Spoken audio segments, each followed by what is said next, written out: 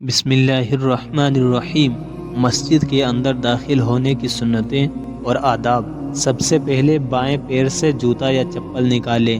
مسجد کے اندر پہلے دایاں پیر رکھ کر یہ دعا پڑھیں: بسم اللہ والصلاة والسلام علی رسول اللہ صلی اللہ علیہ وسلم، اللہم افتح لی ابواب رحمتک۔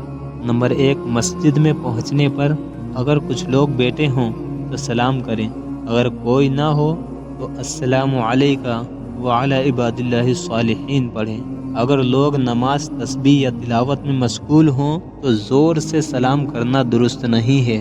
نمبر 2، مسجد میں داخل ہو کر بیٹھنے سے پہلے 2 رکعات تحیۃ المسجد پڑھیں اگر مکروہ وقت نہ ہو۔ بسم اللہ الرحمن الرحیم۔